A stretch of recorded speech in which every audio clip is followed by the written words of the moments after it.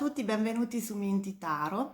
Oggi voglio presentarvi il mazzo della Vera Sibilla, che è un mazzo molto popolare in Italia quando si utilizza la cartomanzia per questioni soprattutto di livello pratico, concreto, e quando si cercano delle risposte a domande che riguardano la sfera quotidiana.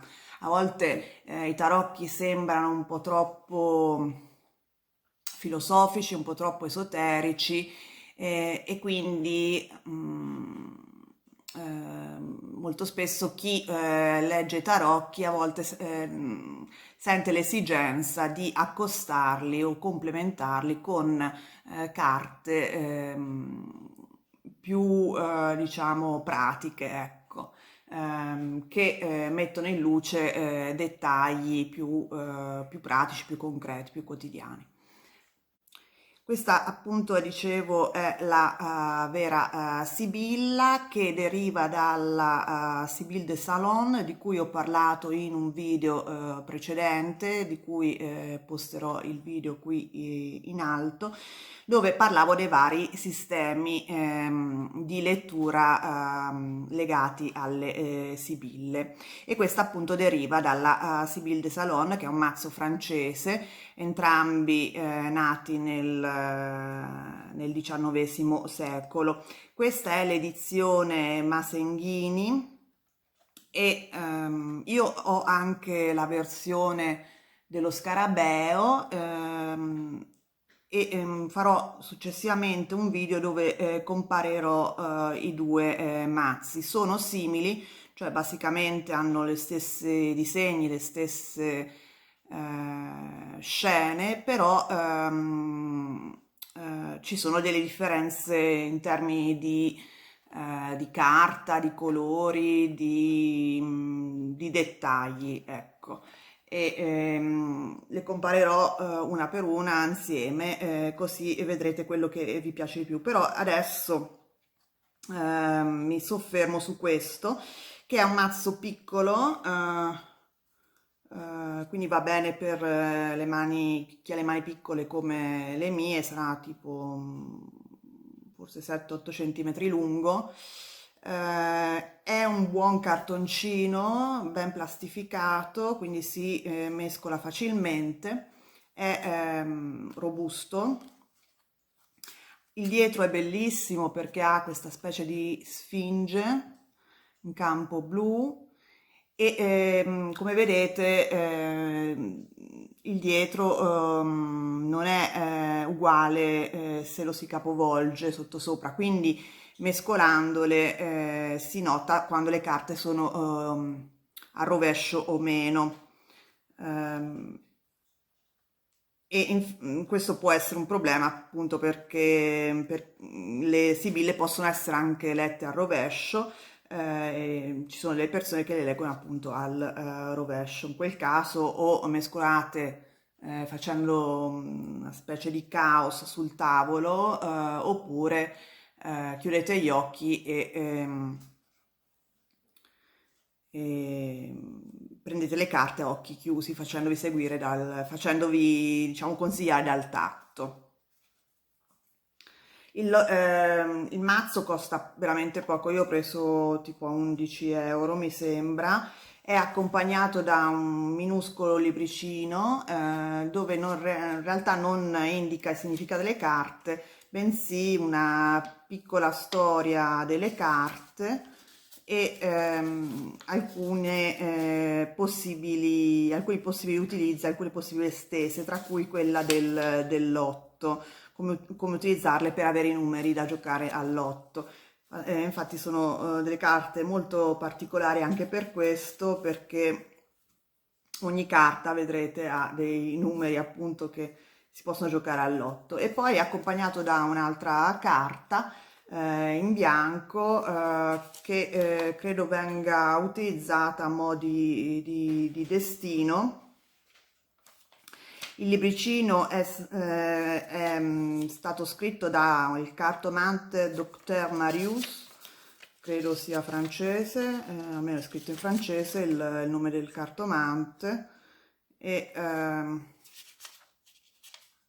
e parla appunto più o meno di come si possono utilizzare le carte, però appunto non fornisce alcun significato.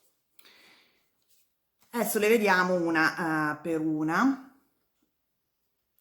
Sono, come ho detto nell'altro video quando parlavo del Sibyl de Salon, basate sulle carte da gioco francesi, quindi sono 52 con 13 carte per seme. Abbiamo i semi di quadri, di cuori, di picche e di fiori che più o meno corrispondono i semi dei tarocchi, perché le picche sono le spadi, i cuori le coppe, i fiori i bastoni e i quadri i pentacoli, i denari, perché appunto l'origine delle carte da gioco francese sono comuni a quelle delle carte da gioco regionali italiane, cioè le carte arabe, che avevano queste delle simbologie per ogni seme. E adesso le vediamo insieme. Dunque, partiamo dal seme di fiori, che è legato soprattutto alle sorprese, e vediamo qui c'è l'Imeneo.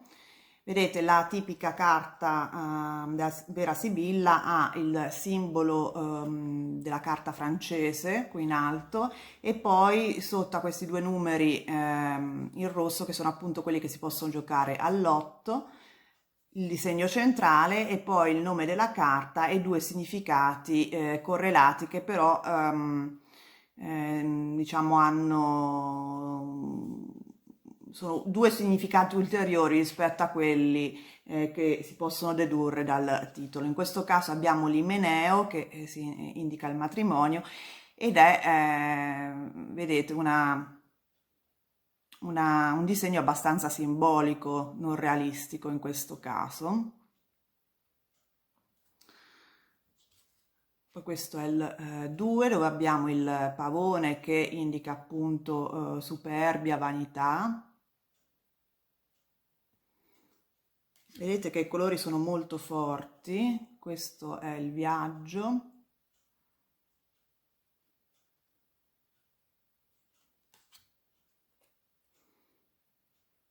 L'amica.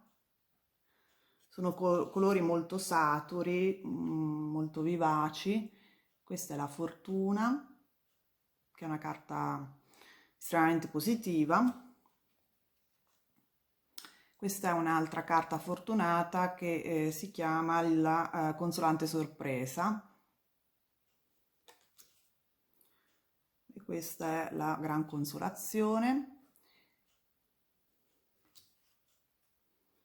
Poi questa è la riunione, l'allegria, la farfalla, che è leggerezza. Questo secondo me riprende un po' il simbolo che si trova nelle carte Lenormand. E poi qui abbiamo il primo delle carte, la prima delle carte personaggio, perché le ultime tre carte di ogni seme, il 10, l'11, il 12 e il 13, riguardano appunto dei personaggi. E questo abbiamo il domestico, il servitore, il domestico, che possono appunto essere interpretate come persone reali o attributi di altre persone. Questa è la giovine fanciulla e questo è il dottore. E questo appunto era il seme di fiori. Adesso vediamo quadri. Qui abbiamo la stanza.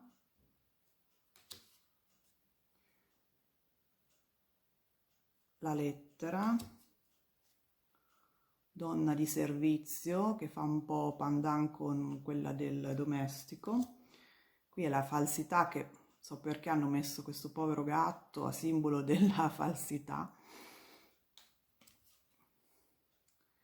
e qui abbiamo la malinconia.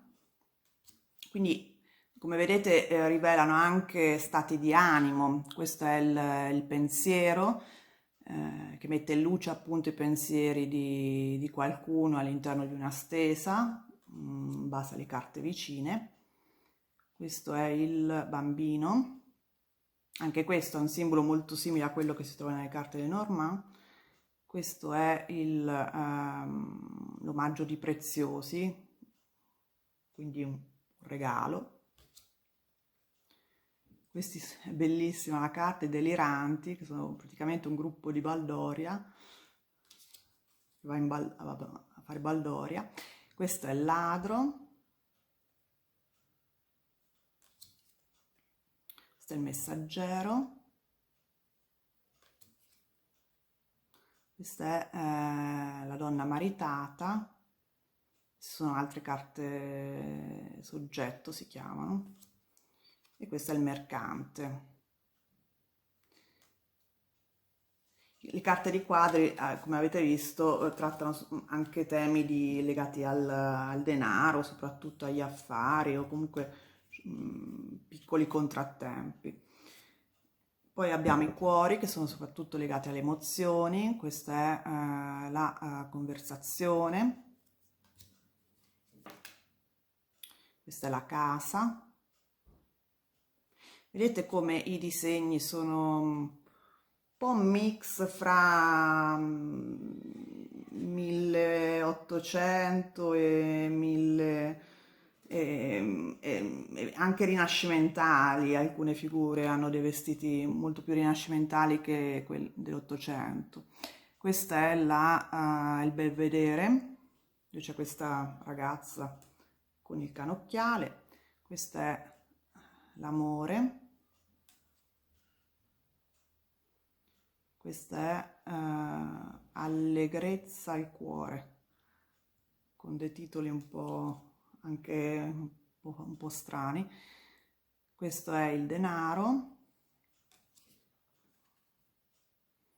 Questo è l'artista, che in realtà indica l'intellettuale più in generale. Questa è la speranza, che invece è un'allegoria, non è una carta realistica, e vedete appunto ci sono alcune carte come la speranza, la costanza, l'Imeneo, che si richiamano invece a delle figure classicheggianti. Questa è la fedeltà con il cane.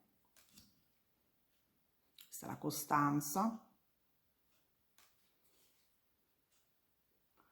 Questa è l'amante, che fondamentalmente fa da carta rappresentativa dell'uomo amato dalla consultante o dal consultante stesso in termini amorosi, e così l'amante in versione femminile fa da carta rappresentativa della consultante o della donna amata dal consultante, se questo è un uomo.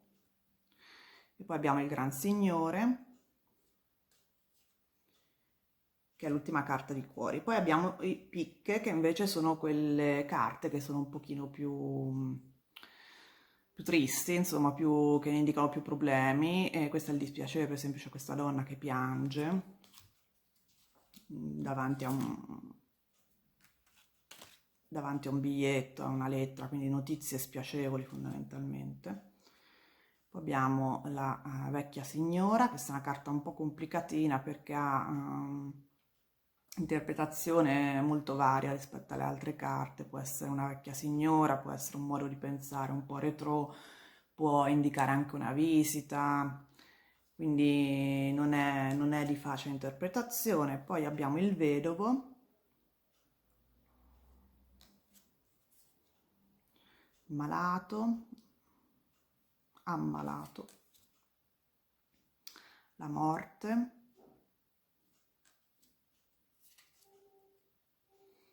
sospiri, che questa è abbastanza, secondo me, un po' classicheggiante, con questo bracciale al braccio, un po' tipo antico romano. Poi la disgrazia, che è la carta più brutta del mazzo, infatti c'è un incendio dentro una casa. Poi abbiamo la gelosia, che è una carta un po' strana perché questa persona si vuole sparare per gelosia, quindi in realtà può anche essere, non indicare semplicemente gelosia, ma anche magari problemi finanziari. Questa è la prigione, questo è il militare, soldato militare. E questo è il nemico con un serpente in mano che fa pandan con la carta successiva che è la nemica che invece ha un coltello e una maschera. E questi fondamentalmente sono dei personaggi problematici. E poi alla fine l'ultima carta di picche che è il sacerdote. Sono molto belle, a me piacciono molto, hanno dei colori molto forti. Insisto che mi piace molto la consistenza delle carte. E poi niente, presto farò un altro video dove comparerò questa versione con quella dello scarabeo per così darvi la possibilità di capire le differenze e vedere quale vi piace di più. Comunque queste a me piacciono molto. Bene, fatemi sapere se le avete già, se intendete comprarle, cosa ne pensate e noi ci vediamo presto. Ciao!